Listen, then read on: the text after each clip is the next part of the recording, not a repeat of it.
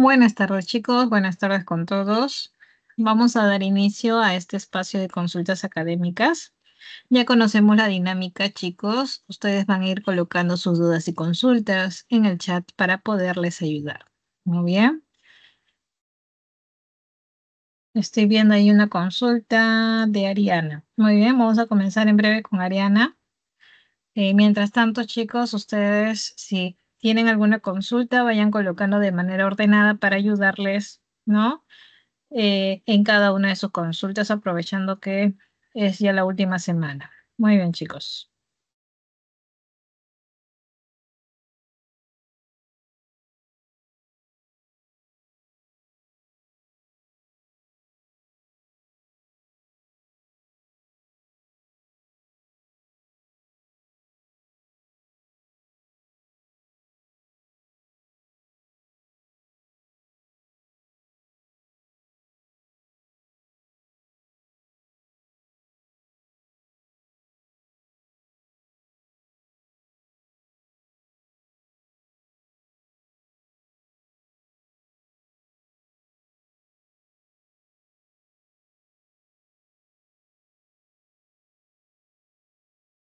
La semana, a ver qué pasa.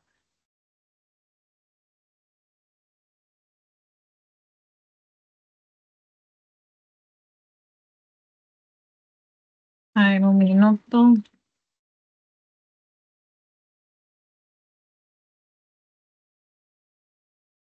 Y la laptop.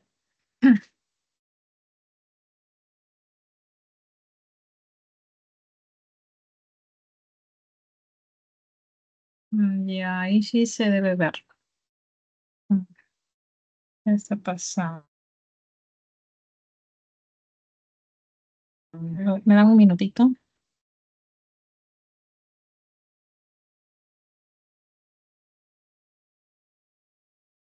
Ya les comentaba que ese es el material que se les ha proporcionado a ustedes.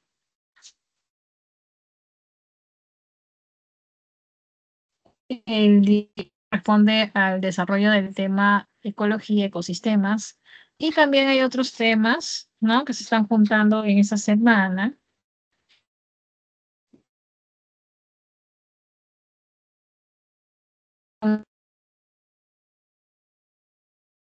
de los ciclos, de lo que es el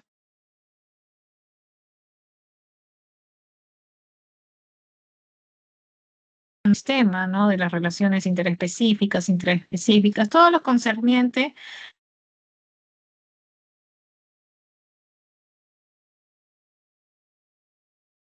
a definiciones como es el hábitat, nicho ecológico, sucesión ecológica.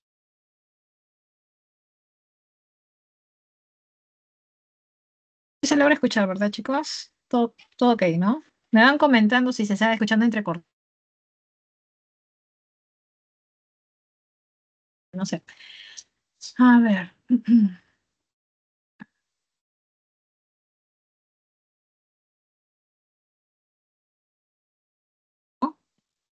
Y la restauración de ecosistemas.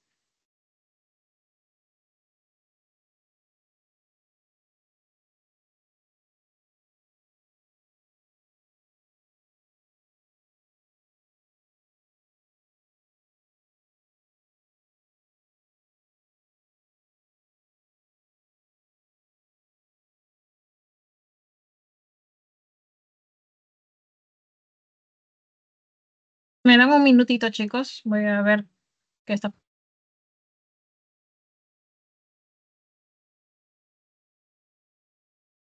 aquí con el internet, un ratito.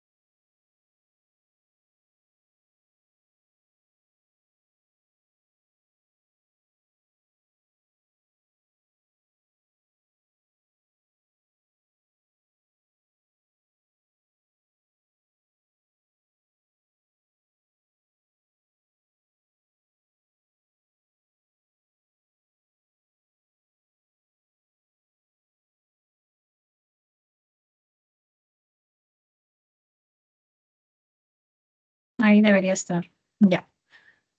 Muy bien. Entonces, justamente ahí viene la pregunta de su compañera con respecto a lo que es la diferencia entre desastre y catástrofe. Muy bien, esa definición está bien indicada justamente en esta parte, ¿no? Por acá arribita está.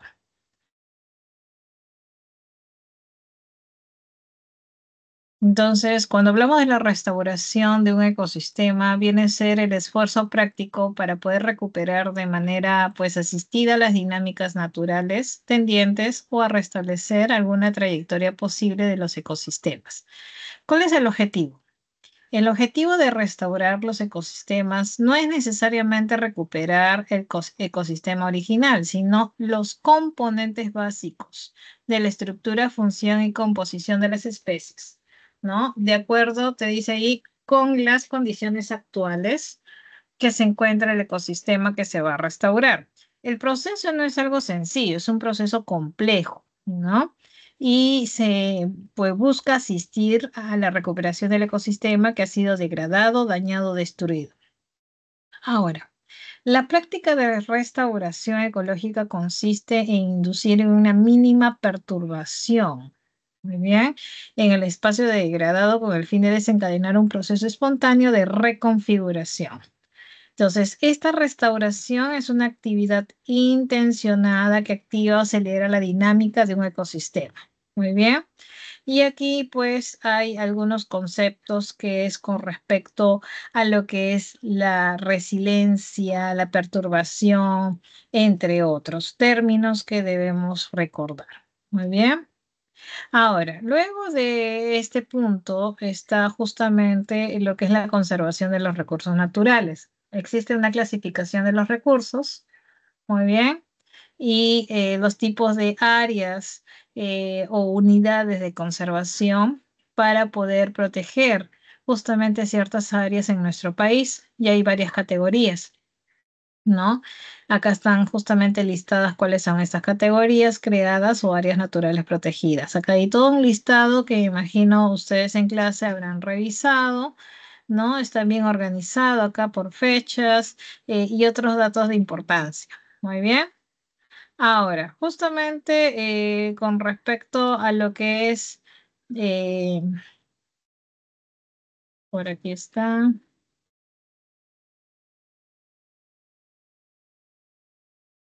por aquí está lo que dice tu compañera. ¿Dónde está? Mm, acá está.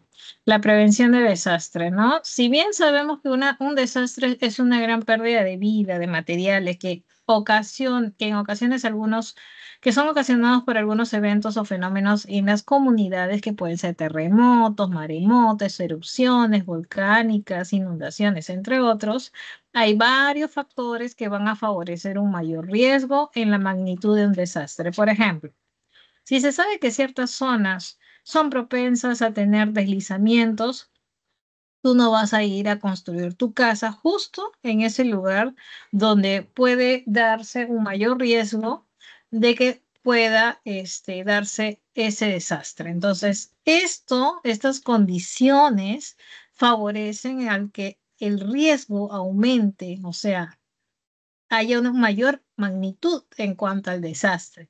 Porque estas condiciones de vida, que puede ser una vivienda mal construida, una mala ubicación de la vivienda, una salud precaria y sobre todo apatía e indiferencia de las personas y de las autoridades, una falta de organización, son cositas que aumentan el riesgo en la magnitud de un desastre. Muy bien. Entonces, ¿cómo se hace la prevención de desastre? Como su nombre lo indica, son una serie de medidas diseñadas para proporcionar una protección de carácter permanente ante los desastres. Lo que se impide es la aparición de una catástrofe desencadenante o simplemente se quiere reducir la intensidad a fin de evitar que se precipite un desastre causando daños y víctimas. Es así que cuando hablamos de la prevención de desastres implica en primer lugar una adecuada comprensión de sus causas y dinámica. Para ello, resulta útil diferenciarlo de las catástrofes. Muy bien, hay una diferencia entre desastre y catástrofe.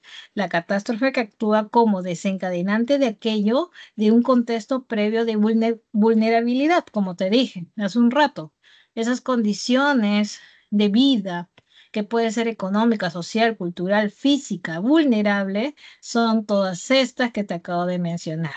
Un desastre se puede tornar pues una catástrofe, que es algo ya pues de mayor magnitud, ¿no? Y de este modo las catástrofes naturales, muchas veces inevitables, se convierten en desastres debido a determinados comportamientos o actividades humanas. Entonces, ¿cuál es la estrategia de la prevención? Es basarse en la reducción de esta vulnerabilidad que te he comentado, de los sectores pobres, excluidos, mediante la promoción, ¿no?, de un desarrollo humano sostenible, equitativo. La prevención debe ser un objetivo, ¿no?, a largo plazo de un país, así como también en las estrategias de cooperación para el desarrollo internacional. Muy bien. Entonces, eso es lo que más o menos resumidamente se trata, ¿no?, en cuanto a la diferencia de un desastre y catástrofe. Para ello también deben haber preguntas. Vamos a ver con las preguntas que menciona tu compañera, que me imagino está relacionada con esas definiciones. Muy bien, acá también, si no me equivoco, tienes una imagen, por acá debe estar. Creo que acá está. Acá está, justamente la diferencia entre desastre y catástrofe. Igual vamos en breve a desarrollar la pregunta número 2 que indicaba tu compañero.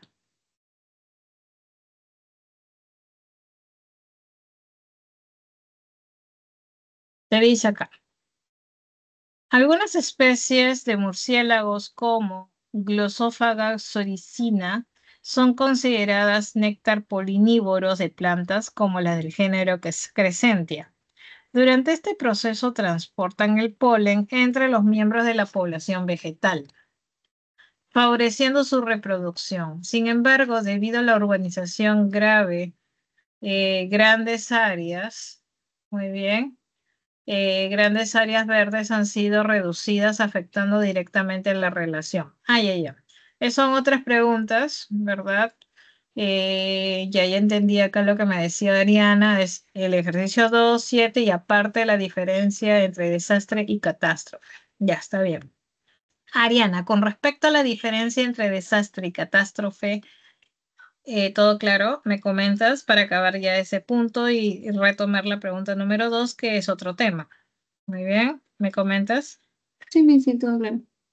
Muy bien, entonces ahora sí, esta pregunta 2 corresponde a las relaciones, ¿no?, en los seres vivos. Y cuando hablamos de las relaciones en un ecosistema, las relaciones en los seres vivos pueden ser intraespecíficas cuando las relaciones se dan en la misma especie, y las relaciones pueden ser interespecíficas cuando las relaciones que se establecen son entre especies diferentes. Muy bien. Entonces, cuando dice aquí algunas especies de murciélago como Glossophaga soricina, consideradas néctar polinívoros de las plantas, ¿no?, del género Crescentia, durante ese proceso transportan el polen entre los miembros de la población vegetal, favoreciendo su reproducción. Muy bien, entonces, esta relación entre murciélagos y plantas, en este caso de este género, viene a ser una relación entre especies diferentes, claro está. Entonces, esta definitivamente sería una relación interespecífica. Muy bien. Ahora, estamos viendo que ambas van a obtener un beneficio mutuo. Muy bien, quiere decir que el murciélago se alimenta y la planta de este género va a poder, pues, ser ayudada para que se transporte el grano de polen, ¿no? Y esto favorece a, como dice el texto, a su reproducción. Pero por otro lado te dice, sin embargo, debido a la urbanización, grandes áreas verdes han sido reducidas, afectando directamente la relación. Entonces, estas, claro está, tienen un beneficio, muy bien, pero que no es vital para la supervivencia. Entonces, como no es vital, sabíamos por aquí que había una relación llamada mutualismo, que sí era vital para ambas especies, pero también había otra relación que se llamaba cooperación, que es una asociación, ¿no? Que cuando ambas se ayudan, les resulta de alguna ventaja, pero si ocurre algo y se separan o algún evento, como en este caso las urbanizaciones, que hacen que ya no haya o rompa esta relación, no resultan afectadas. Entonces, la pregunta número 2, ¿no? Justamente sería una relación, como bien indicamos, era interespecífica, ¿no? Y la relación que se está dando es justamente la cooperación. Muy bien, es la cooperación. Por lo tanto, la clave está en la D. Muy bien. Hasta ahí, Ariana, ¿claro con esa pregunta número 2? Sí, Miss. Muy bien, entonces vamos ahora con la pregunta 7.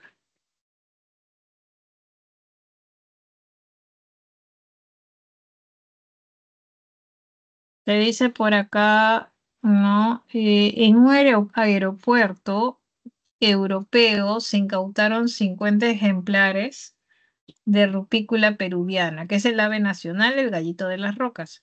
Inmediatamente se tomaron medidas legales y se castigó a los responsables. Esto se puede explicar debido a qué. Debido a que el Perú está suscrito a un convenio, ¿no? Habíamos visto hace un momento en esta parte de aquí, ya sé, en el material, pero acá también creo que está.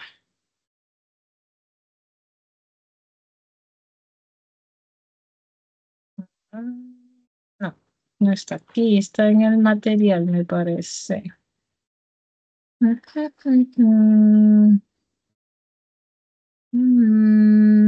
está en el material.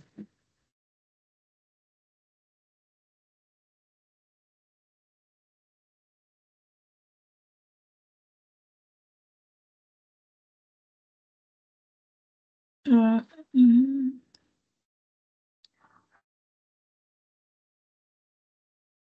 ¿En qué parte estaba? Por aquí, si no me equivoco.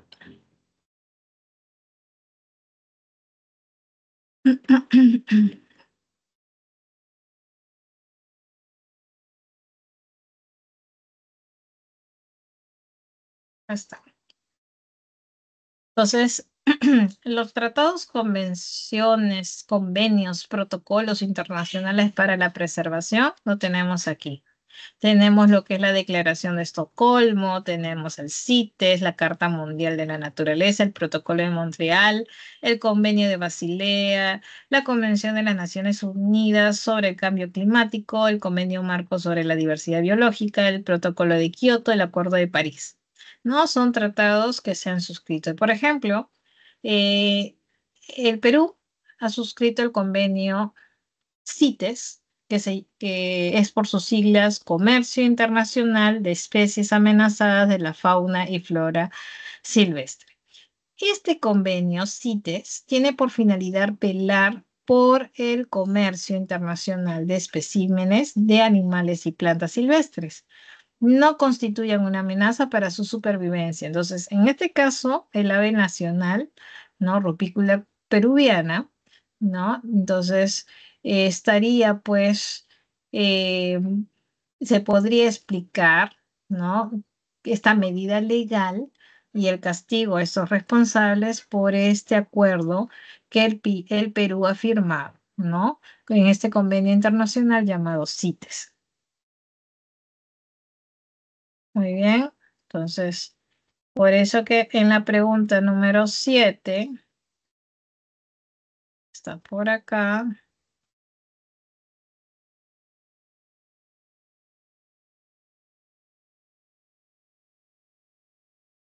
Entonces, en esta pregunta número 7, justamente sería la clave A. Ujú. Entonces, la clave en esta pregunta estaría en la A. Recuerda que cuando hablamos del protocolo de Kioto, el protocolo de Kioto es otro objetivo. El objetivo en este caso es de las emisiones de gases del efecto invernadero, o sea, reducir estas emisiones. Entonces, en este caso no aplicaría. Muy bien, por eso que la clave acá de las 7 está en la A. Muy bien. Hasta aquí, Ariana, ¿alguna consulta adicional?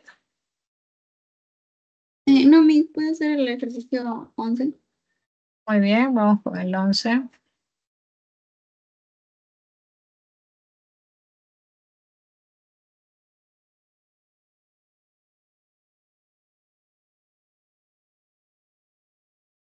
Mm,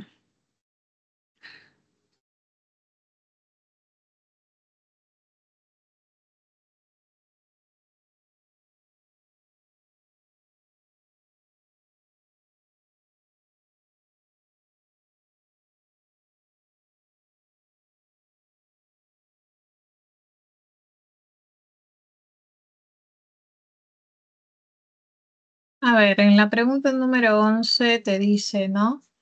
Luis es un investigador ambiental, realiza un estudio sobre el impacto de actividades humanas en ríos y lagos de una zona tropical. En uno de los ríos principales detecta una disminución drástica de la vida acuática y presencia de detergentes y aceites flotando en la superficie. Luis concluye que la contaminación observada está relacionada con, entonces, ese es un claro ejemplo de contaminación de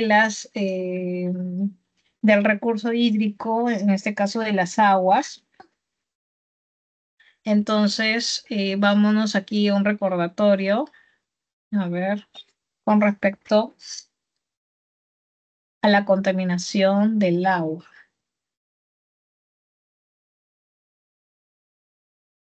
Y acá está la contaminación hídrica. Entonces, cuando hablamos de la contaminación hídrica, un evento bastante conocido, ¿no? Es el proceso de eutrofización.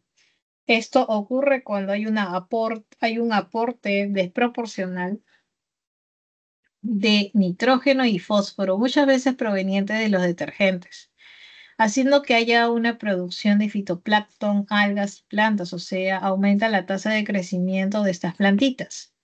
Tú dirías, muy bien, los seres vivos pueden en este caso aumentar en número, pero lamentablemente a medida que aumenta, ¿no? Hay una explosión demográfica, en cualquier momento las plantas van a morir. Entonces, cuando mueren, aumenta la turbidez del agua, disminuye la penetración de la luz solar y las plantitas del fondo y los animalitos del fondo van a resultar perjudicados. ¿No? Mueren los seres vivos, hay una descomposición de la materia orgánica y justamente es esta descomposición la que consume oxígeno. El resultado es que el ecosistema resulta perjudicado. Entonces, este proceso muy conocido, ¿no? Es el proceso de eutrofización. Muy bien. A ver, vamos a ver.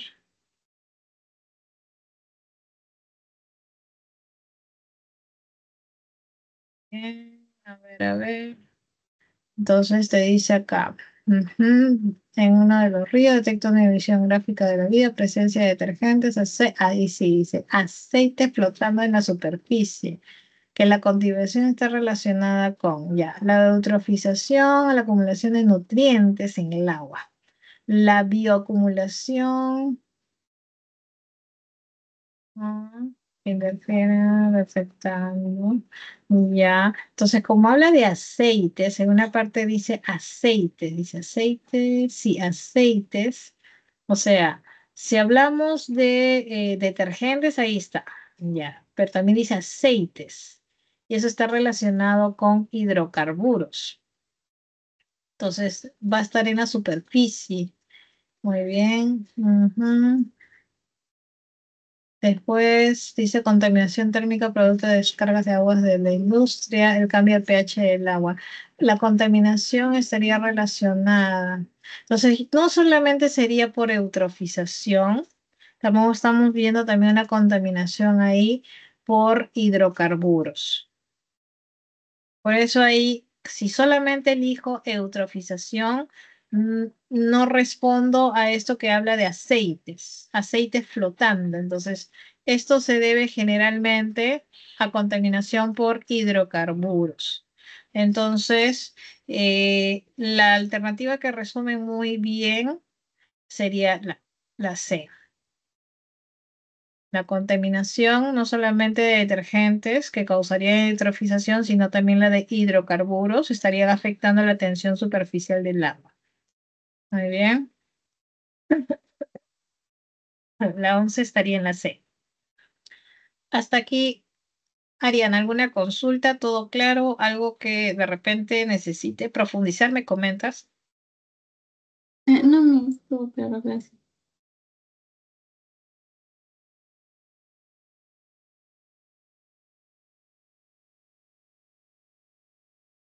Muy bien, si tenemos alguna duda adicional, me van indicando para poderles ayudar.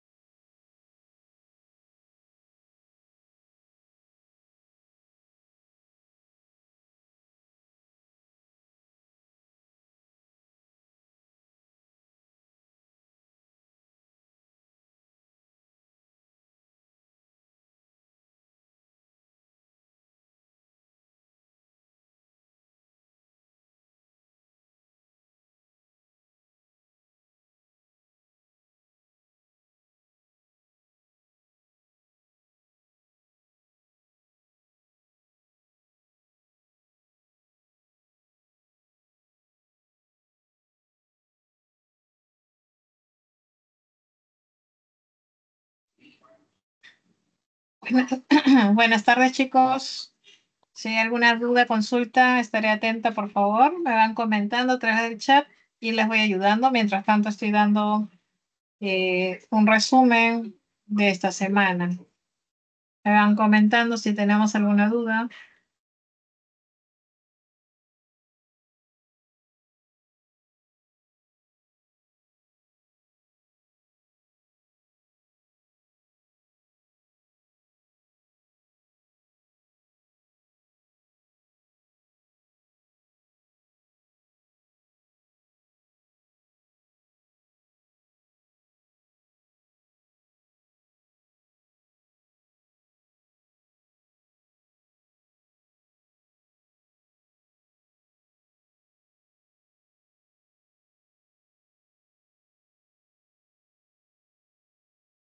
Ok, entonces voy en breve a pasar a la separata y poderte ayudar con esas preguntas.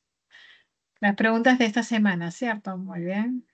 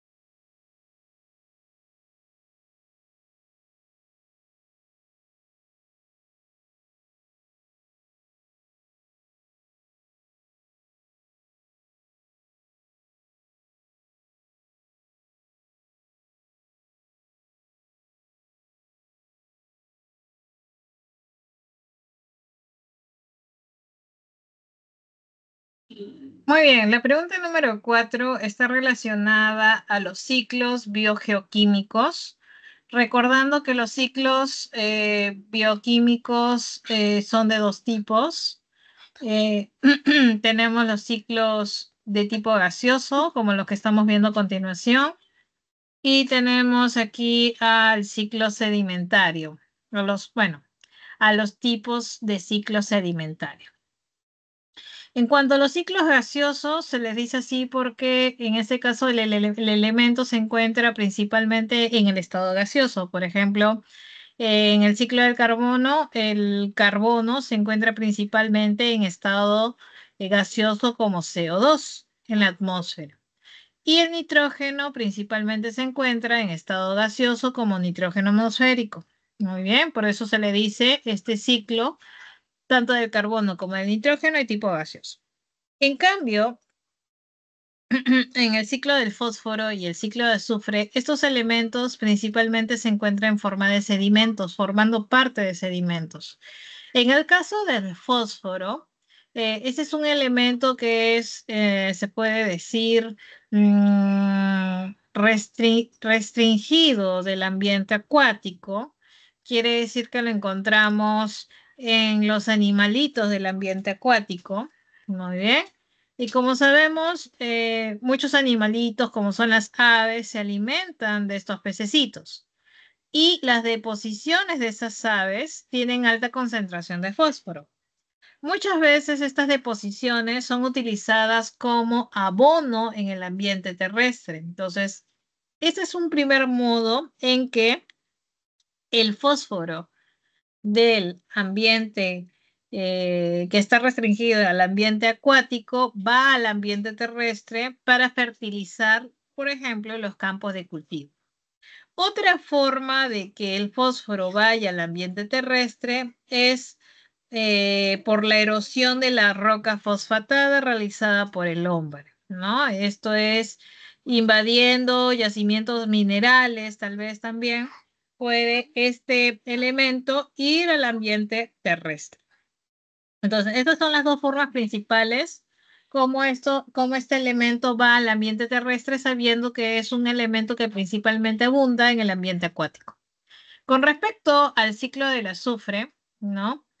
El azufre también es un elemento que se encuentra en forma de sedimento en depósitos sedimentarios, ¿no? Evaporitas, ¿no? Pero debido a que son utilizados por las plantas, por los animales, claro, de una forma orgánica reducida, tú sabes que los microorganismos nuevamente se encargan de descomponer, en este caso, restos de animales, por ejemplo. Y de esa manera se libera nuevamente, ¿no? En un compuesto como ácido sulfhídrico, y por oxidación, gracias nuevamente a microorganismos, como es el caso de sulfobacterias, es que otra vez se transforma, ¿no? En este tipo de sulfatos. Muy bien. Pero también hay la posibilidad de que estos compuestos vayan a la atmósfera como dióxido de azufre, puede ir a la atmósfera, pero también puede, ¿no? En este caso, sedimentar en este tipo de depósitos llamadas evaporitas. Muy bien. Entonces, eso es en cuanto al ciclo del azufre. Recuerda que su forma predominante es en forma de sedimento, ¿no? Entonces, por eso que clasificamos estos ciclos biogeoquímicos en dos tipos, gaseosos y sedimentarios. Muy bien. Entonces, vamos a la pregunta que me indicaba su compañera, ¿no? La pregunta número 4, que dice, ¿no? El nitrógeno atmosférico puede ser aprovechado por las plantas únicamente con la participación de, sin embargo, para ello se debe encontrar bajo la forma de, producido por microorganismos como el nitrobacter. Entonces, esto es en cuanto al nitrógeno, ¿no? El nitrógeno está acá. Ahí está una imagen. Entonces recuerda que cuando hablamos eh,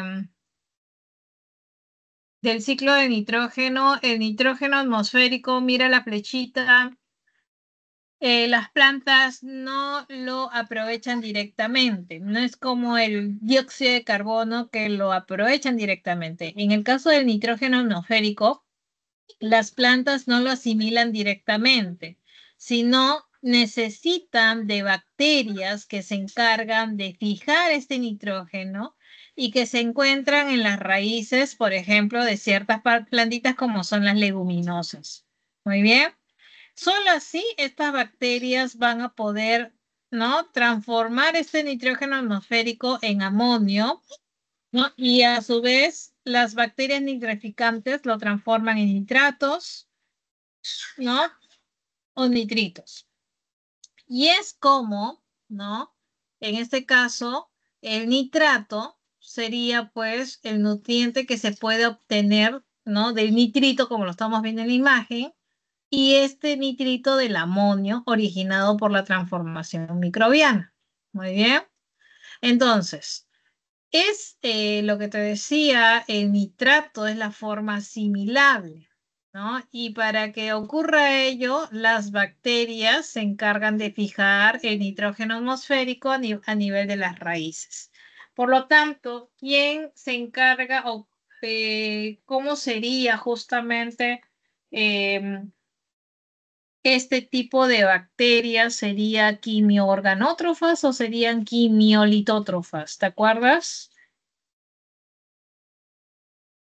Quienes se encargaban de oxidar compuestos químicos eran las lito, ¿verdad? No las organótrofas, porque ellas oxidaban compuestos orgánicos. En este caso son compuestos inorgánicos. Entonces, sí o sí son las quimiolitótrofas.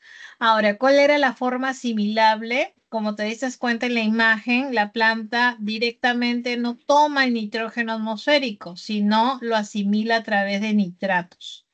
¿no? Entonces, la respuesta aquí en esta pregunta número 4 sería la E. Muy bien. La E.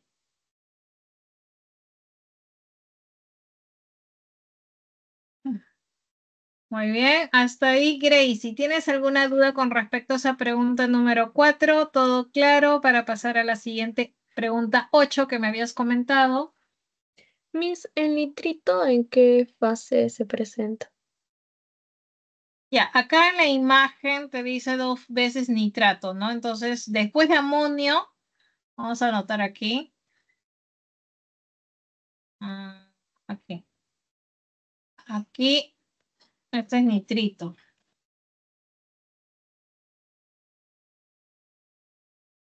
sea, después de amonio es nitrito, después de nitrito, nitrato. ¿Ya? Esa es la corrección.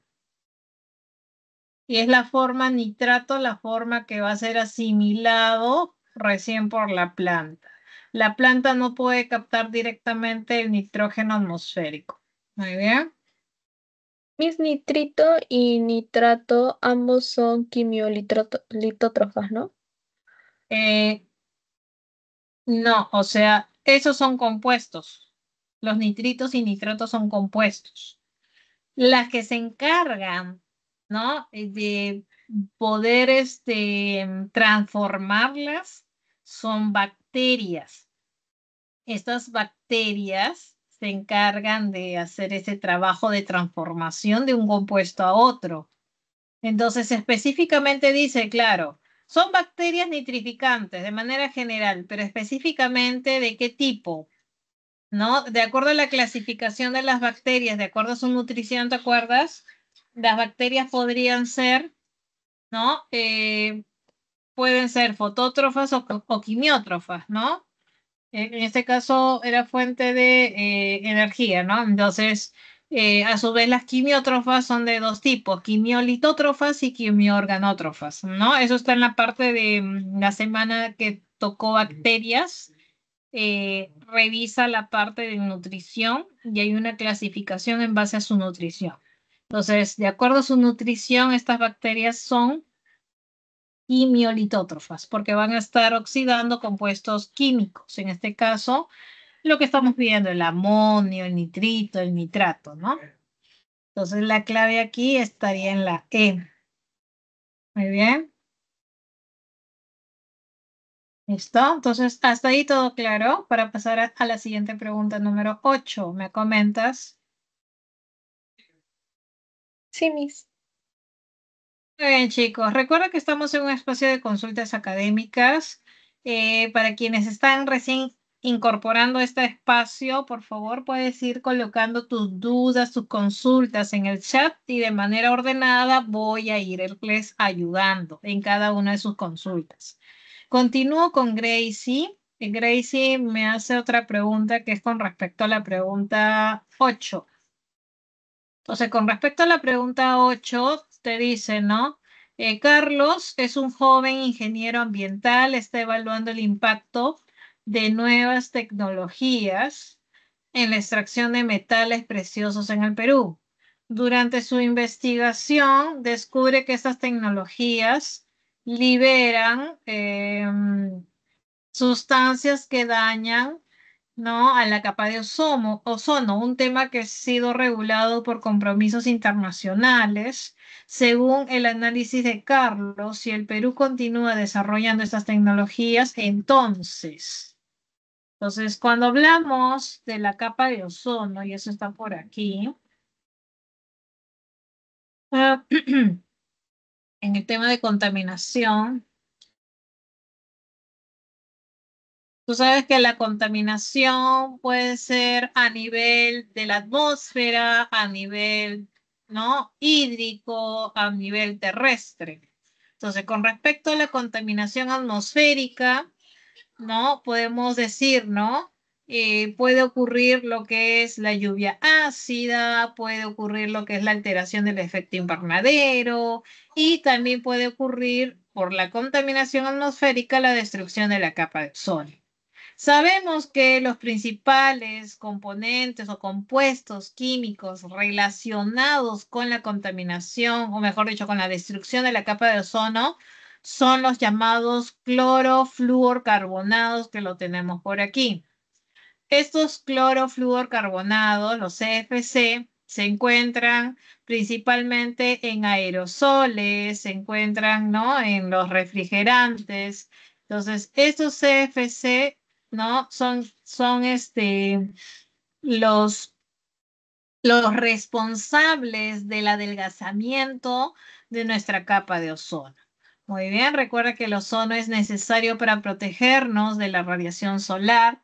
Y obviamente si hay deterioro, adelgazamiento que pronto se convertiría en lo que es los agujeros de la capa de ozono, pues obviamente la radiación UV podría atravesar sin problema, recordando que hay dos tipos de UV. El VB, a ver, VA, ¿no? Y acá está, déjame, ¿no?, ir a esa información para que hagamos un recordatorio teórico.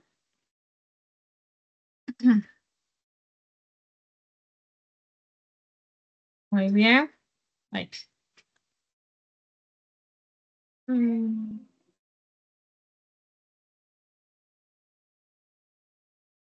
Dame un minuto.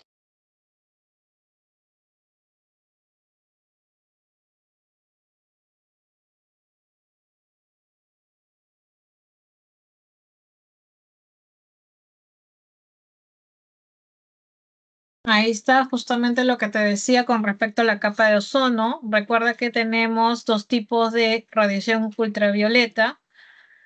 Entonces, la UVB, ¿no? Entonces, es la más dañina. En cambio, la VA, es una radiación que sí puede ser filtrada, es importante para la existencia de vida en la Tierra. Muy bien. Entonces, como te decía, hay varios productos, como lo son los CFC, que son utilizados en los aerosoles, en los refrigerantes, en los disolventes de limpieza, y que estos están adelgazando la capa, creando pues lo que se llaman los agujeros. Y obviamente si se crean agujeros, esta radiación UVB puede pasar sin problema. Y obviamente esto acarrea problemas, ¿no?, en la piel, ¿no? Causando quemaduras, avejentando la piel, aumentando el riesgo de dermatitis, aumentando también por ejemplo, el cáncer de la piel, o de repente activando ciertas bacterias o virus, ¿no?, de algunas enfermedades, ¿no?, entre otras cositas más. Entonces, eso es con respecto a la capa de ozono. Pero como te había mencionado hace un momento, ¿en qué parte era? Por aquí estaba, creo, en esta misma parte, debe estar aquí.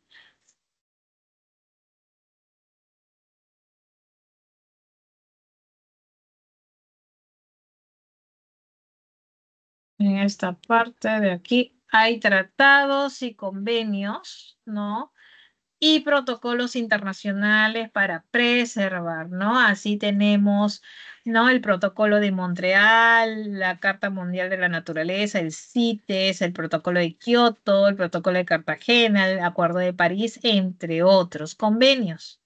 Entonces, de acuerdo a la pregunta número 8, creo que estábamos en la 8. En la pregunta número 8, ¿no?, justamente decía, ¿no?, eh, con respecto a nuevas tecnologías de extracción de metales, ¿no?, sustancias que dañan la capa de ozono, un tema que ha sido regulado por compromisos internacionales. Entonces, te dice acá, entre las alternativas, te dice, se estaría incumpliendo la Carta Mundial de la Naturaleza, se estaría incumpliendo el Protocolo de Montreal. Entonces, hay que tener claro a qué se dedica cada uno de ellos. Y sabemos que, por ejemplo, cuando hablamos del Acuerdo de París, el Acuerdo de París se refiere a la mitigación, adaptación, resiliencia de los ecosistemas por efectos del calentamiento global. Entonces, no es este caso. El protocolo, a ver, Convenio de Basilea. El convenio de Basilea se refiere al traslado de desechos peligrosos, radiactivos y tóxicos y su disposición final. Entonces, esto no es. El protocolo de Kioto, como habíamos recordado, tiene que ver justamente con la contaminación. Déjame ver por acá.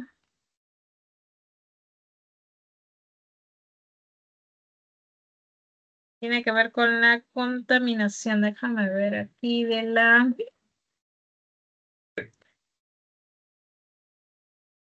A ver, pues... Se me fue, se me fue, se me fue. Sí, tiene que ver con la contaminación a nivel de las emisiones de gases de efecto invernadero. ¿Ya? Y es el protocolo de Montreal.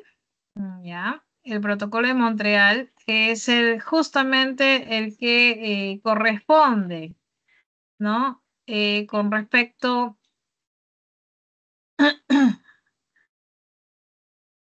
con respecto a las sustancias que afectan la estabilidad de la capa de ozono, ¿no? Y es este protocolo el que establece compromisos internacionales para la disminución de estas sustancias químicas que afectan a la capa de ozono, como por ejemplo son los CFC. Entonces, si el Perú estuviera liberando estas sustancias que son los CFC, por ejemplo, u otro que estaría alterando la estabilidad de la capa, estaría el Perú incumpliendo dicho protocolo, ¿no? Entonces, aquí sería pues el protocolo de Montreal el que se estaría incumpliendo. Muy bien, por eso que la pregunta número 8, ¿no? Esa es la clave B. Miss, una consulta. ¿La Carta Mundial de la Naturaleza también tiene que ver?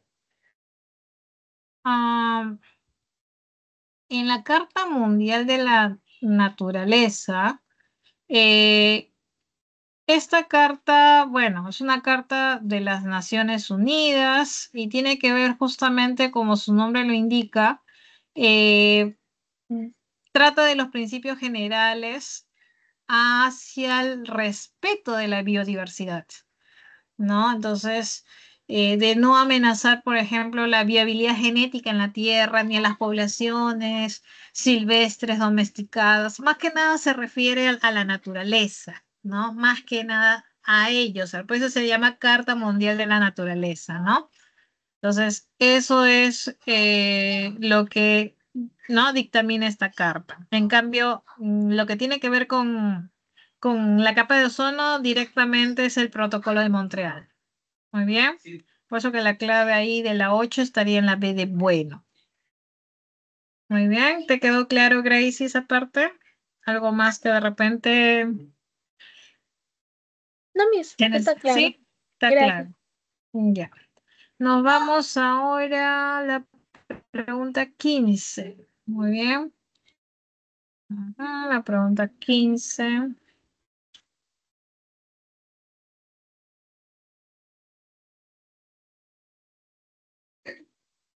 Te dice, ¿no? Una comunidad costera con fuerte nubosidad en el año y temperatura templada están considerando alternativas para reducir su dependencia de combustibles fósiles y adoptar energía renovable. Entre las opciones disponibles se destaca una fuente de energía inagotable que aprovecha las condiciones climáticas locales sin generar emisiones contaminantes. Ajá. ¿Cuál sería la opción más adecuada para esta comunidad? ¿No? Entonces te dice que tiene una nubosidad, temperatura templada, quiere reducir la dependencia de combustibles fósiles, tener, ¿no?, una energía renovable. Hay una dice, una fuente de energía inagotable que aprovecha las condiciones climáticas. Dice. Hay que aprovechar las condiciones climáticas sin generar emisiones contaminantes. Entonces, para este lugar que sufre de nubosidad, temperatura templada y que hay que aprovechar las condiciones climáticas sin generar contaminantes, ¿sería conveniente acá construir una planta de energía nuclear? No. ¿Sería instalar paneles solares? Bueno, no creo porque dice fuerte nubosidad, entonces no creo que pueda aprovecharse los paneles solares. A ver, si instalarían turbinas eólicas en la costa aprovechando los fuertes vientos marítimos, claro, están en la costa, entonces sí podría ser esto una opción, pero seguimos leyendo. Construir una planta hidroeléctrica utilizando el flujo de agua de los ríos locales. Bueno, estamos hablando de una comunidad costera. El mar está cerca. Reubicar las turbinas eólicas instaladas en la sierra. No, entonces aquí sería conveniente, ya que la ubicación es costera, instalar turbinas eólicas en la costa, aprovechando los fuertes vientos marítimos. Esa sería la opción, para aprovechar las condiciones climáticas sin generar emisiones contaminantes. Por lo tanto, la clave de la 15 estaría en la C. Muy bien, porque los puntos claves te dicen por aquí, ¿no? Hay que aprovechar las condiciones climáticas, tiene que ser una energía inagotable, ¿no? Ya se quiere reducir la dependencia de combustibles fósiles, entre otros. Muy bien, entonces por eso que la clave de la 15 está en la C. Muy bien, Gracie, hasta ahí todo claro con tus preguntas. Sí, Miss. Miss, Muy y bien. había explicado sobre el ciclo del nitrógeno que es quimiolitótropo. ¿También en el ciclo de azufre y fósforo se cumple igual o cambia? A ver, parece que ahí te estás confundiendo un poquito, pero igual lo voy a explicar. A ver, cuando hablamos de los ciclos biogeoquímicos, los ciclos biogeoquímicos son de dos tipos, ¿no? Aquí, estos que te estoy mostrando se llaman de tipo gaseoso. Estos son de tipo gaseoso. ¿Por qué? Porque la principal, se puede decir, forma en la que se encuentra el elemento aquí es en el estado gaseoso. En el caso del carbono está en su estado CO2. Muy bien. Y en el caso del nitrógeno, su principal estado es en nitrógeno atmosférico. ¿Ya? En cambio, el otro grupo, estos de aquí, se llaman de tipo sedimentario. ¿Por qué? Porque su principal estado es en forma de sedimento, no en forma gaseosa, sino en forma de sedimento. El fósforo y el azufre. Muy bien. Ahora, lo que tú me dices de quimiolitótrofo, eso corresponde a la nutrición de la bacteria. Muy bien. Entonces, vamos a recordar un poquito para que no te confundas esa parte. Cuando hablamos de las bacterias, de acuerdo a su nutrición, las bacterias, ¿no? Pueden ser clasificadas de acuerdo a la fuente de carbono o de acuerdo a la fuente de energía.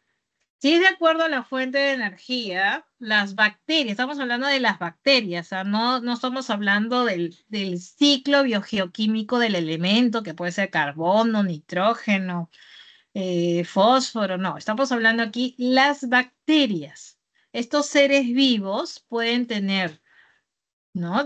En cuanto a su nutrición por la fuente de energía, pueden ser o quimiótrofos o pueden ser fotótrofos. Si son quimiótrofos, significa que oxidan compuestos químicos, pero tú sabes que los compuestos químicos se presentan de manera inorgánica y de manera orgánica. Si la bacteria oxida compuestos orgánicos, ¿no? Se le llama quimiorganótrofos. Pero si la bacteria oxida compuestos químicos como pueden ser azufre, nitrógeno, entre otros, se llaman quimiolitótrofos. Ahora, se le dice fotótrofos a las bacterias que utilizan la radiación solar, ¿no? Para obtener su fuente de energía. Entonces, eso quería que lo tengas bastante claro. que cuando hablamos de quimiolitótrofos o quimiorganótrofos es en las bacterias, no es un tipo de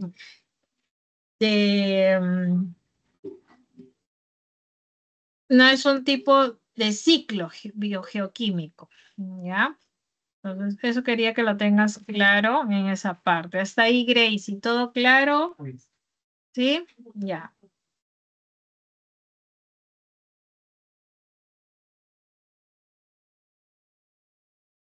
Miss, en la parte, el cuadrito que muestra, dice que las bacterias del azufre es quimiolitótrofos. Entonces, ¿también el ciclo del azufre se cumple igual? O sea, si hay bacterias involucradas, como lo hemos visto por aquí, y acá dice, ¿no? Sulfobacterias, claro que sí. O sea, siempre y cuando hayan bacterias involucradas y te pregunten por las bacterias, estas van a tener una nutrición llamada quimiolitótrofa. Muy bien. Entonces, igual, si te preguntan acá con respecto, no sé, por ejemplo, al nitrógeno o si oxidan, no sé, de repente cualquier compuesto inorgánico, como por ejemplo el dióxido de carbono o cualquier fuente inorgánica, se le llama a esta bacteria quimiolitótrofa.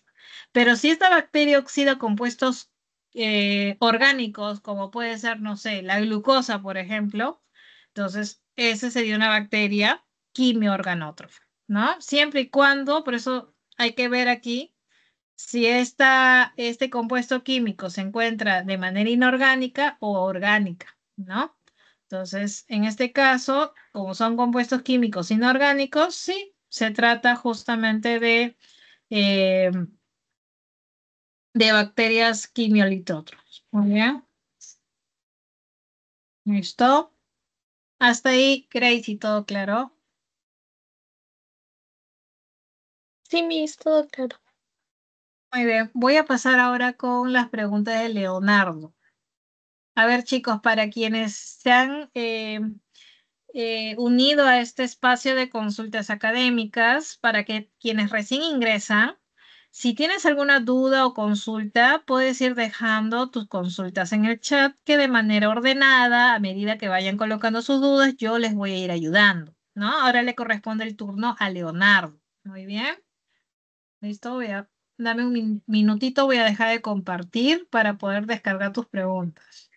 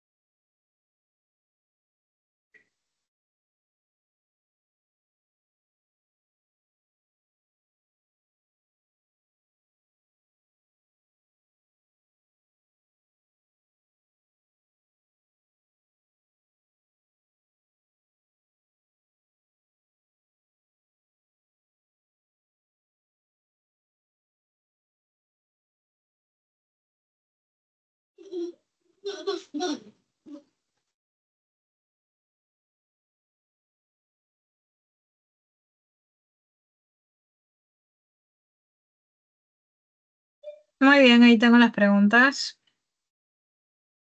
A ver. Muy bien, chicos, ahora le corresponde el turno a Leonardo. Para quienes se acaban de eh, unir a esta reunión, recuerda que estamos en el espacio de consultas académicas. Así que si tienes alguna duda, consulta, puedes ir colocando tus dudas en el chat que de manera ordenada estoy ayudándoles a cada uno de ustedes. Le corresponde ahora el turno a Leonardo. Leonardo me ha colocado aquí dos preguntas, ¿no? Vamos a comenzar con esta primera. Te dice, Raúl, un estudiante de quinto de secundaria, observó minuciosamente el tubo digestivo de varios ratones de experimentación después de alimentarlos. Pudo observar que en la boca habían fragmentos de alimentos molidos. En el estómago, los fragmentos eran muy pequeños y parcialmente digeridos. En el intestino se observan líquidos y en el intestino grueso, fibras, líquidos, restos y heces en formación. ¿En qué orden ocurren los 4 procesos fundamentales de la transformación de nutrientes? ¿Ya?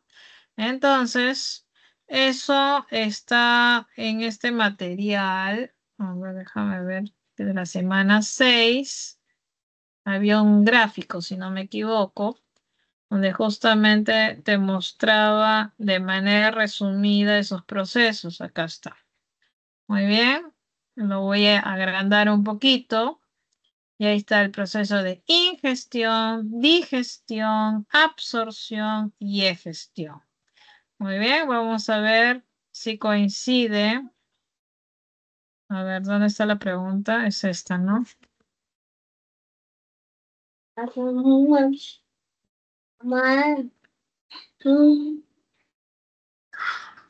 Muy bien.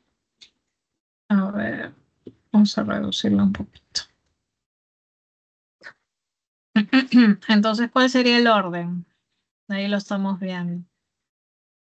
A ver, primero sería la ingestión y esa es la 3. 3, luego sigue digestión y ese es el 1. Luego sigue absorción y ese es el 4. Y luego sigue la egestión y ese es el 2. Por lo tanto, la clave, no sé si has logrado identificarlo, 3, 1, 4, 2, esto, la D. Muy bien. Hasta ahí, Leonardo. Con respecto a esa pregunta, ¿todo claro? Todo claro, profesora.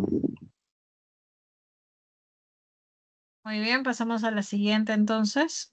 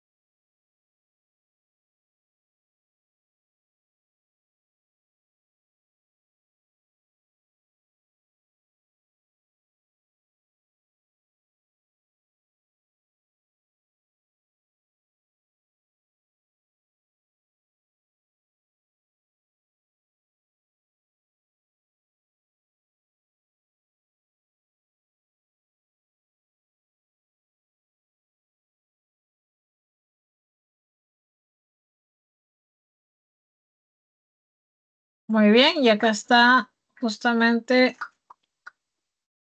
lo que te va a ayudar con esta pregunta. Muy bien.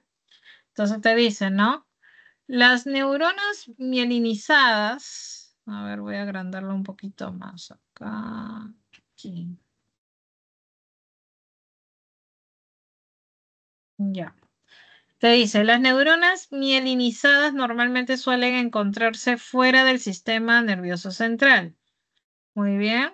La mielina permite el aislamiento del axón y esto provoca la excitabilidad de la célula para transmitir el impulso. Para la formación de la vaina de mielina en esta región es necesario que, ya, a ver, hay que reconocer que cuando hablamos del tejido nervioso, hay 2 tipos de células. Por un lado la neurona y por otro lado las neuroglías. Los oligodendrocitos, ellos se van a encargar de sintetizar mielina, pero a nivel del sistema nervioso central. Muy bien. Luego, las células de Schwann, que están aquí, acá están las células de Schwann, van a sintetizar mielina, pero a nivel del sistema nervioso periférico. Muy bien. La microglía es una neuroglía que se encarga de la defensa, ¿no? Solamente para tu conocimiento, porque creo que por ahí mencionan a estas células, como también el astrocito, que tiene que ver con el mantenimiento, la nutrición, ¿no? De la neurona. Y las células ependimarias se encargan de tapizar. Estas tapizan cavidades. Muy bien. Entonces, habiendo recordado estas definiciones, vamos a responder. Te dice acá, el primer dato te indica de que las neuronas normalmente suelen encontrarse, dice, fuera del sistema nervioso central. Entonces, si es fuera del sistema nervioso central, te da a entender que puede ser en el sistema nervioso periférico. La mielina permite el aislamiento del axón, provoca excitabilidad para transmitir. Para la formación de la mielina en esta región, te dice, es necesario que se fusionen los retículos endoplasmáticos rugosos del astrocito. Estamos hablando de la mielina. El astrocito no tiene nada que ver, ¿verdad? Porque ya sabes que el astrocito tiene que ver con la nutrición.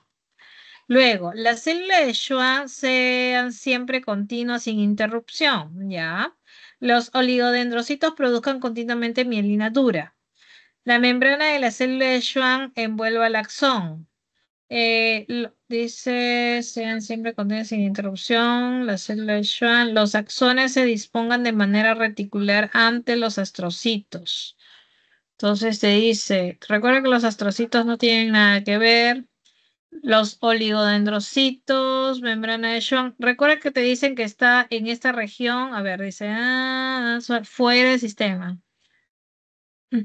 Estamos hablando de fuera. Dice, suelen encontrarse fuera, dice. Entonces, si es fuera, no estamos hablando del oligodendrocito. Entonces, está algo de acá. Esto no es. Entonces, la célula de Schwann dice, sean siempre continuas, sin interrupción. Las membranas de las células envuelvan al axón. A ver, déjame ver esta parte. Célula de Schwann, estamos viendo aquí. Envuelva, dice acá. Sean siempre continuas, sin interrupción. Las membranas de la célula envuelva al axón, dice. No envuelve. Vamos a ver.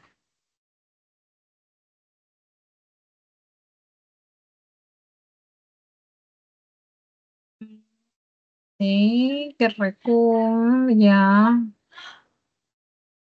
Ya acompañan. Entonces, si dañan, si se están continuas, ya tienen que. Ya, entonces como estamos hablando a nivel del sistema nervioso periférico, porque en una parte del texto dice eh, que suele encontrarse fuera del sistema nervioso central, entonces está dando a entender que estamos a nivel del sistema nervioso periférico y ahí la responsable es la célula de Schwann. Entonces, a nivel del sistema nervioso periférico, estas células van a encontrarse en el axón, ¿no? En este caso de las neuronas, claro está, y va a encargarse de acompañar a la neurona durante su crecimiento, desarrollo, formar la vaina de mielina alrededor del axón de una neurona. Y va a participar también en la regeneración de la fibra si se encuentra dañada. Y también ayuda a separar, a aislar las células nerviosas. Muy bien. Entonces, esta vaina, porque estamos hablando, la vaina, dice la vaina, ajá.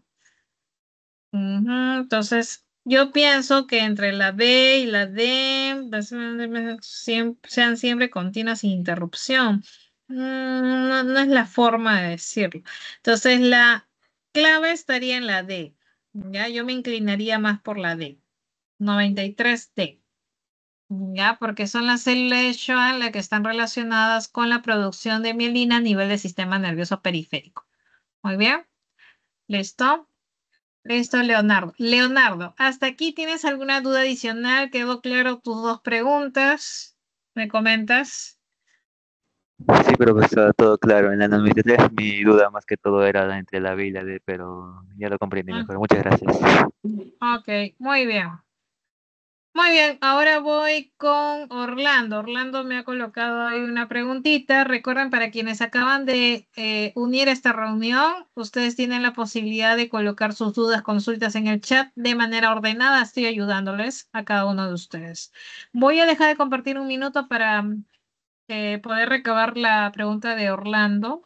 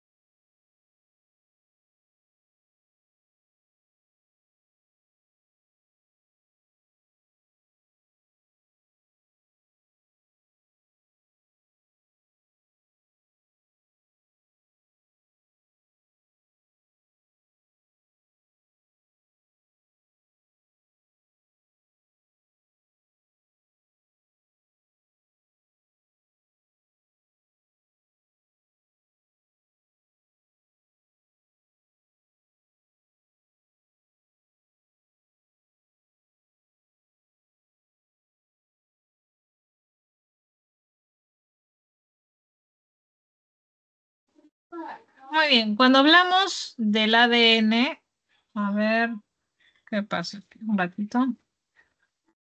¿Por qué no puedo?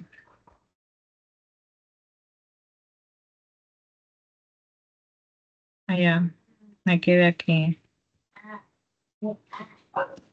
Y ahora sí.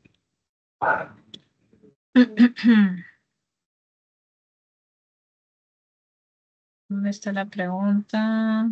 Acá. Ahí está.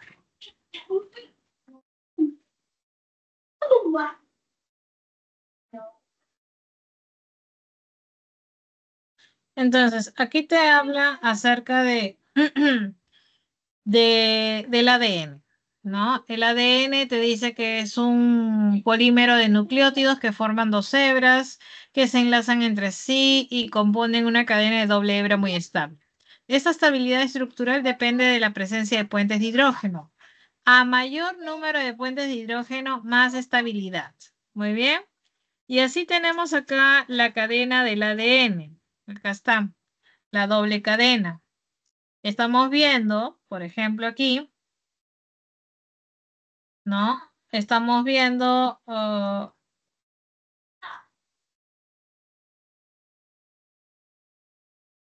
acá una cadena y la otra cadena. Claro, internamente se encuentran las bases nitrogenadas. Entre adenina y timina se forman dos puentes de hidrógeno. Entre citosina y guanina, 1, 2, 3 puentes de hidrógeno, ¿cierto? Entonces, con más detalle lo vemos aquí. Ahí está, los puentes de hidrógeno, adenina, timina, se forman 2. Citosina, guanina, 3. Entonces, ya sabiendo esto, yo puedo estimar con esta imagen cuántos puentes de hidrógeno, ¿no? Vamos a encontrar. Entonces, aquí podemos, ¿no? Si gustas, lo puedes dibujar, ¿no? O simplemente colocas un número acá, ¿no? Puedes poner 1, 2, 1, 2, pero así nos vamos a demorar la vida, ¿cierto? Entonces, vamos a colocar mejor números, ¿no? Tú sabes que teóricamente entre adenina y timina hay 2. 2, 2, 2. Acá citosina, guanina, hay 3. 2, 2, 3, 3, 2. Entonces, haces la suma. A ver, ayúdame. 4, 6, 8. A ver. 4, 6, 8, 13, 15, 20, ¿verdad? Conté bien, me comentas, de repente me he equivocado. Pero ahí yo estoy contando 20. A ver, aquí, adenina, timina. Hay 2. Luego veo 2, 2. Acá hay 3, 2, 2, 2, 2, 2, 2. Si hago la suma, a ver, veo 4, 6, 13, 15, 21.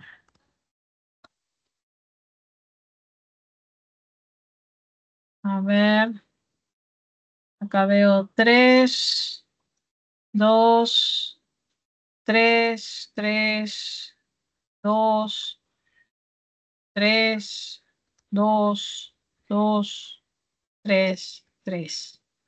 A ver cuándo ya cae. 5, hay 13, 5, 13, 16, 20, 26. Me corrige si estoy contando mal. 3, 2, 3, 2. Entendiéndose que entre timina y adenina hay 2 puentes de hidrógeno y citosina, guanina, 3 puentes de hidrógeno, ¿cierto? Esa parte me imagino que todo claro. Muy bien. Entonces, hace la suma ahí. Yo veo acá 5, 10, 15, 20, 25. Veo ahí.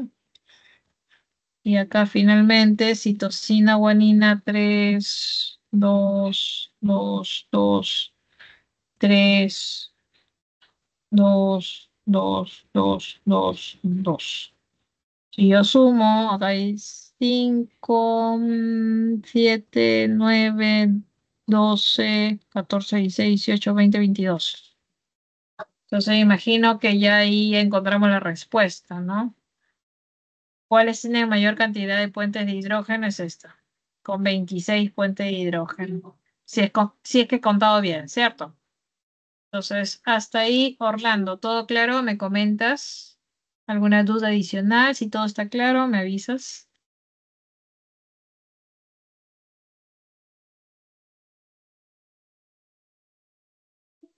Muy bien, chicos. Si hay alguna otra consulta, por favor, me van contando. Estaré a la espera.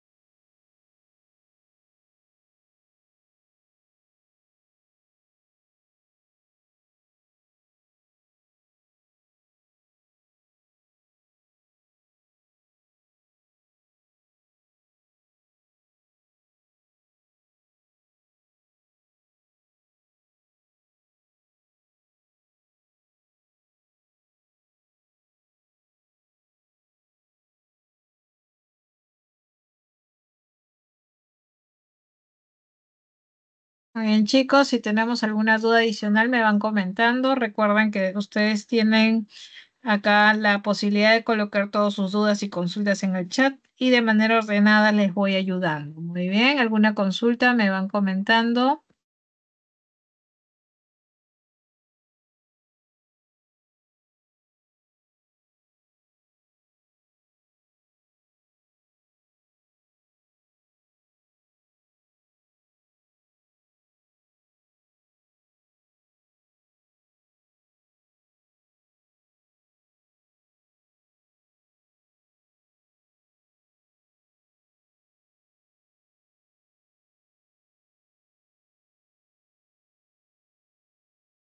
Ok, ahí tengo otra de Orlando.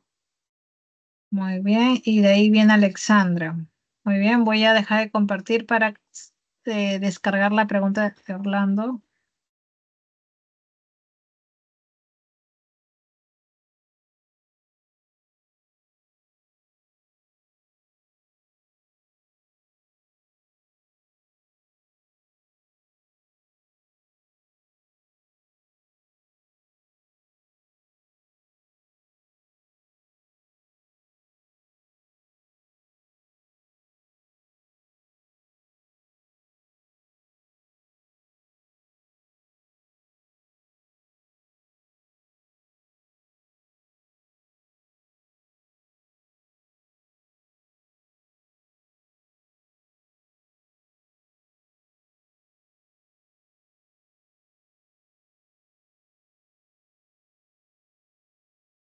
Muy bien. Entonces, esa pregunta que me indica Orlando corresponde al tema de sucesión ecológica.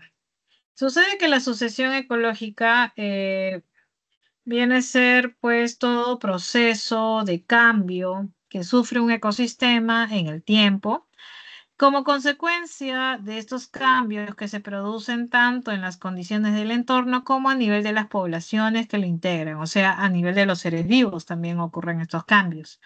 Este proceso de sucesión puede durar hasta centenares de años dependiendo del ecosistema inicial y de las condiciones en las que se desarrolle. Ahora, una característica de toda sucesión, muy bien, es que la sucesión va a ser un proceso ordenado. Muy bien. Eh, lo que sí es que va a finalizar en un ecosistema clímax. Ahora, ¿qué característica tiene un ecosistema clímax? Entre muchas de sus características es que aumenta el número de relaciones, ¿no? Entre las especies. También aumenta la biomasa, entre otras cositas más. Entonces, vamos a ver a continuación esta pregunta que corresponde a esta sucesión ecológica. Muy bien. Entonces te dice acá. mm,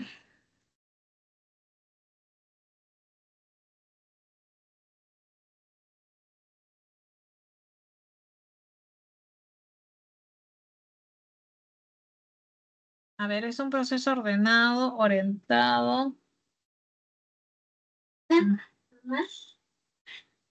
Finaliza en climas con escasas. Mm,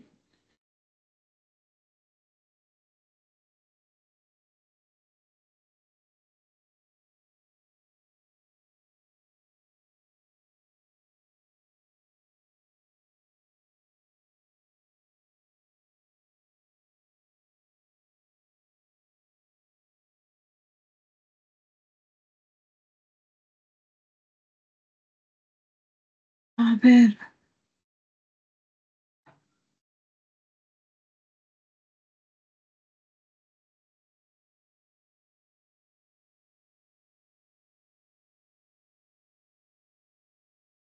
Ujú.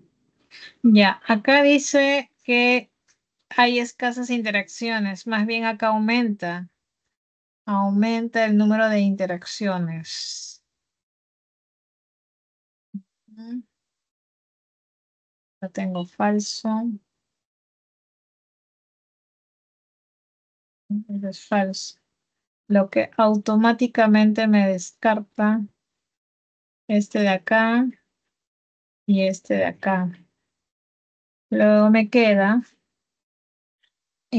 es consecuencia de la estabilidad del ecosistema. Es consecuencia, es un proceso ordenado orientado en una dirección imprevisible. A ver.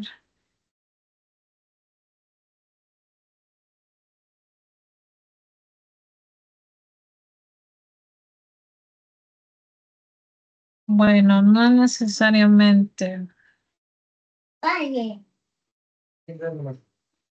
A ver.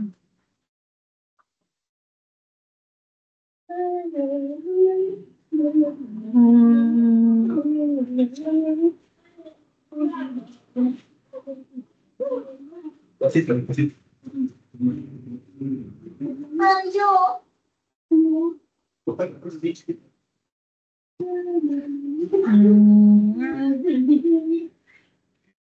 A ver, como son cambios,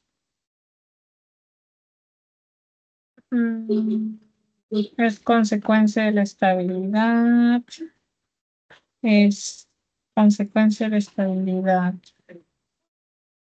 la estabilidad del ecosistema.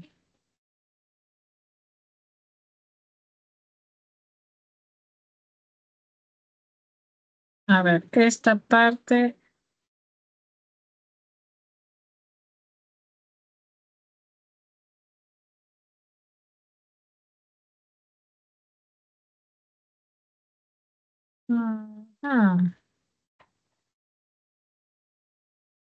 Es un proceso pero es consecuencia de la estabilidad. O sea, cuando dice acá es consecuencia de la estabilidad. O sea, no es consecuencia de una estabilidad. Lo que conduce es la estabilidad del ecosistema. Eso es. La sucesión es un proceso que conduce a la estabilidad, no es consecuencia de la estabilidad. Entonces yo diría que esta también es falsa. Esta también es falsa. Ahora, con respecto, la sucesión es un proceso ordenado, pero no necesariamente es previsible. Déjame ver ese punto.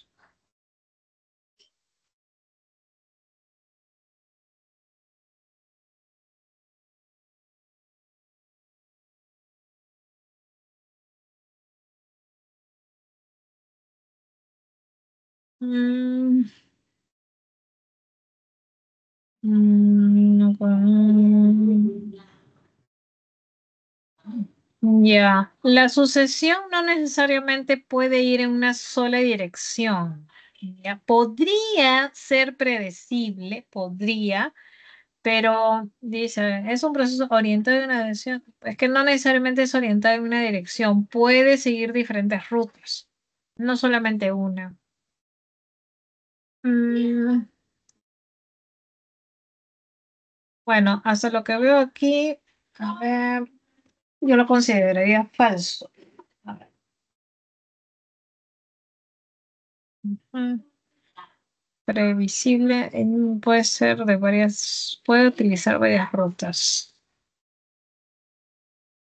Sí, yo también considero acá falso, porque una sucesión ecológica no necesariamente sigue un camino, pueden seguir diferentes rutas. Ya, entonces aquí, pues la clave, y yo estaría acá, en la B. Todas falsas. Eso es con respecto a la consulta que me indica Orlando. Muy bien. Orlando, hasta aquí todo claro. Me voy con Alexandra ahora.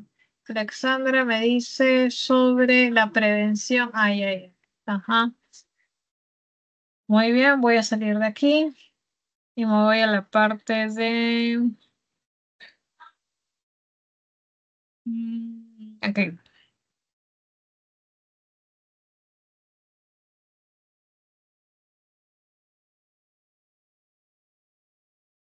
Acá está.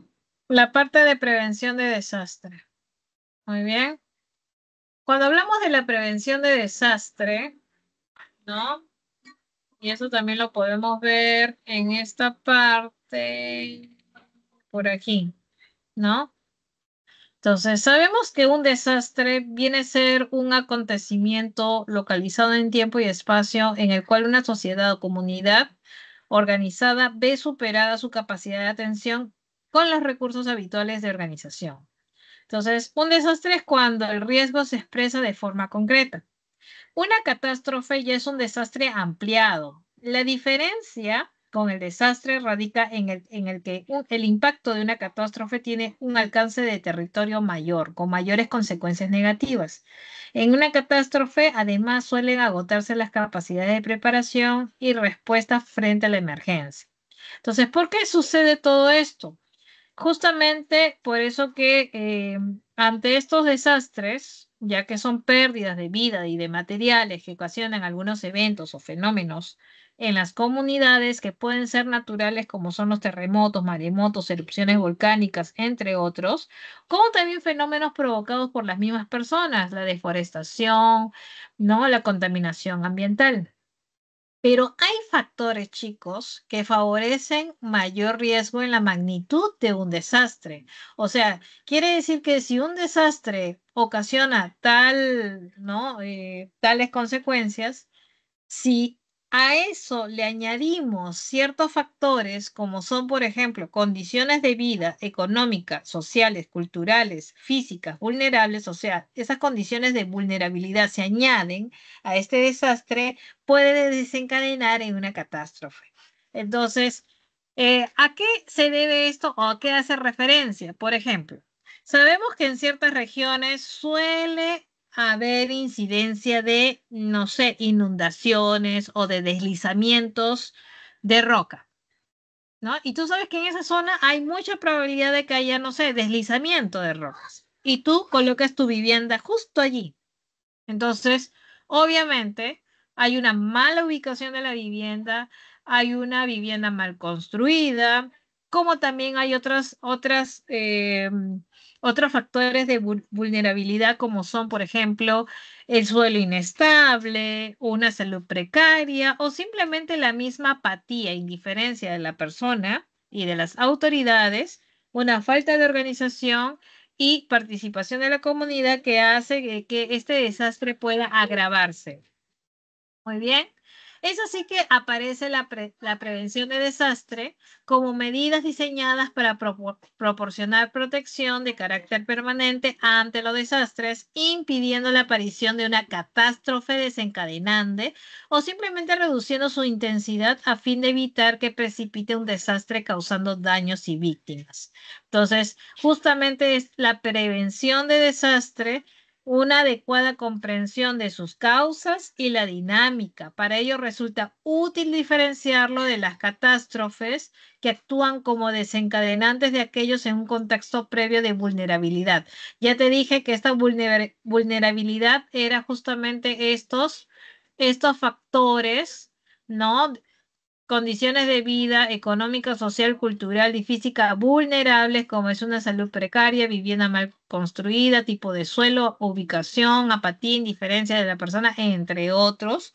Esto justamente aumentan, intensifica un desastre desencadenando en una catástrofe. Muy bien, entonces a eso hace referencia la pregunta que me hacía Alexandra. Alexandra, ¿quedó claro? ¿Alguna consulta adicional me comentas?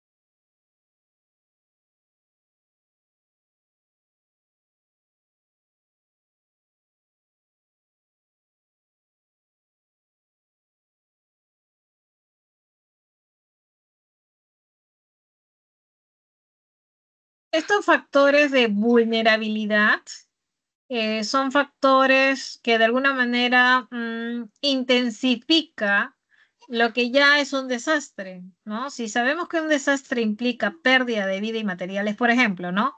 Sabemos que los terremotos van a implicar pérdida de vida y materiales, pero si el país está muy bien organizado, hay toda una serie de planificación, de alguna manera se puede evitar, por ejemplo, pérdida de vida, ¿no?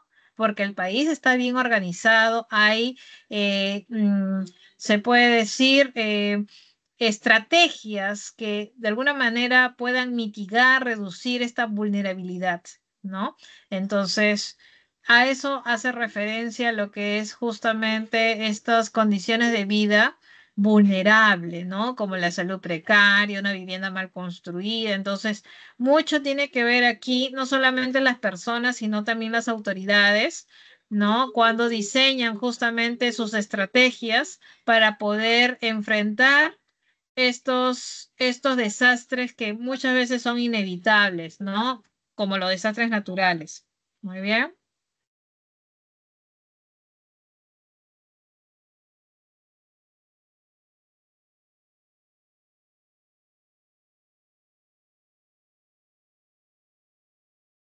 Muy bien, chicos. Hasta ahí todo claro. ¿Alguna duda, consulta adicional? Me comentan. Ya faltan pocos minutos para que acabe este espacio. Aprovechemos los últimos minutos si tienen alguna duda adicional, chicos.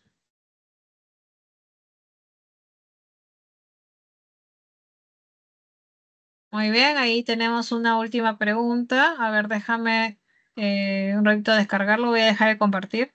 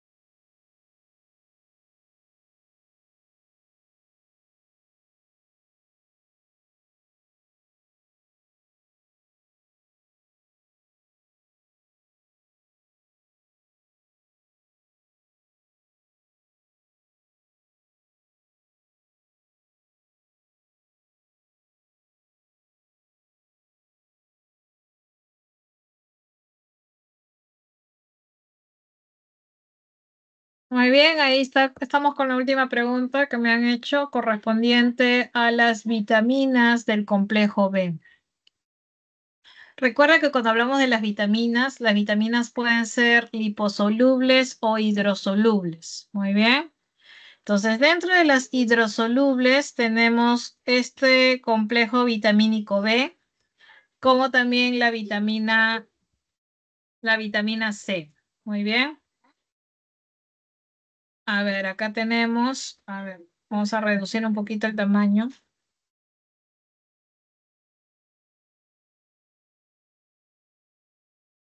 Por aquí. Entonces, vamos a relacionar.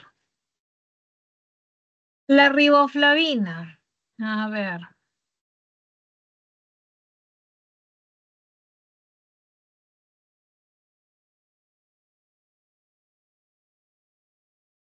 La riboflavina es la vitamina B2. Voy a activar acá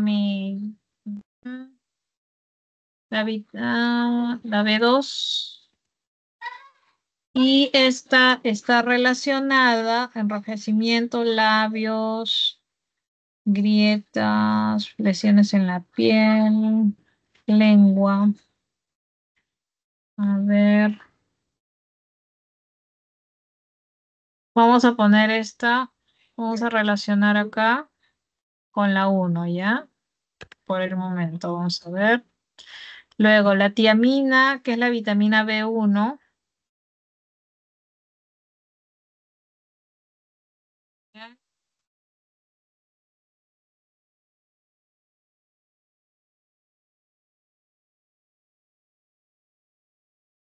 A ver, tiamina. Ya, tiamina tiene que ver con el beriberi y podemos decir con la C, con debilidad. Porque recuerda que la tiamina ayuda a las células del organismo a convertir carbohidrato en energía. Entonces, provee energía. Entonces, si no hay energía, hay debilidad. Porque estamos hablando de la deficiencia de esas vitaminas. Luego tenemos, dice acá,